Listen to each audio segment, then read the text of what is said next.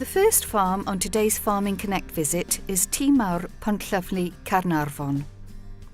The purpose of this visit is to discuss the performance of the cattle and the different ways of keeping them under shelter. The land is farmed by Dale Hughes and his family. One aspect of the business is farming 200 Aberdeen Angus. The whole system is organic and supplies the Rhug estate at Corwen. Well, we've got a selection of various wintering opportunities for farmers on display here today. We've got a slatted floor system in the yard here with Dale. Then he outwinters some of the Angus cattle all year round. And then we'll be moving on to Glynllifon College Farm, where they've got the roundhouse system there, which is a fairly new system here in this area. So there'll be an opportunity for farmers to see the pros and cons of every system really, and then decide for themselves if it's appropriate for their system at home. We've got a selection of speakers here today. We've got Dale Hughes, the farmer, obviously, and then we've got Dewi Hughes from Hybygyd Cymru, who's going to giving some information regarding technical aspects and disease prevention within the suckler herd. And then we've got Ian Pritchard from SSC, who's going to be looking at the performance of the herd in general and trying to maximising profits within the herd itself.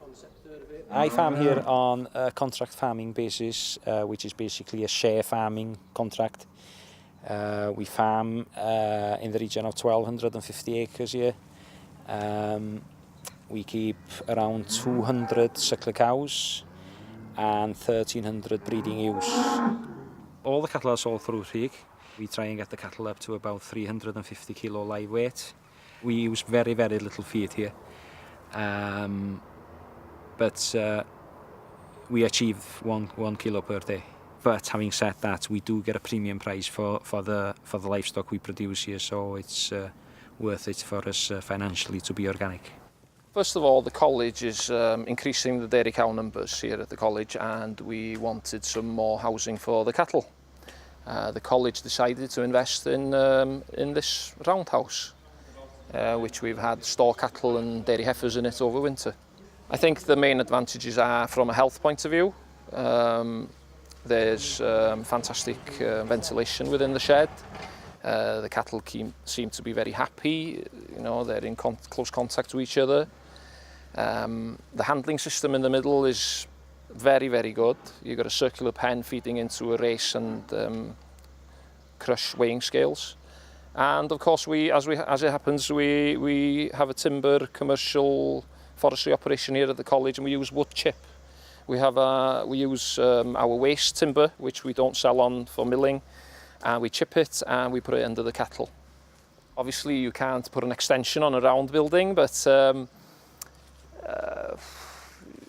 you could say maybe it's a bit open sometimes, but we've put a soil bund around it, we've planted trees on it, that will help in future. But no, I think the advantages outweigh the disadvantages. Today we've been focusing on herd performance and profitability.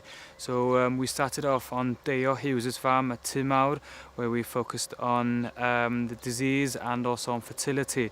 We particularly had some focus on BVD and ensuring that the herd is performing to its best ability and ensuring that there are no PIs in the herd. And the only way to do that is to monitor the herd for BVD and eradicate any animals that are PI, because BVD does have a dramatic effect on the calf performance and also fertility.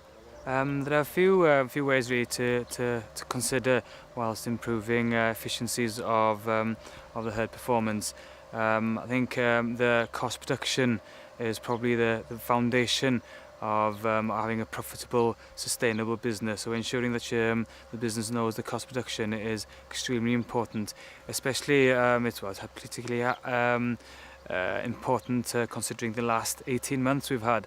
It's been quite a tough winter, and cost production has probably gone up, but it's really important now to look at the future and see if we can bounce back, and it also needs to demonstrate that we have a bit of resilience built into agriculture in Wales.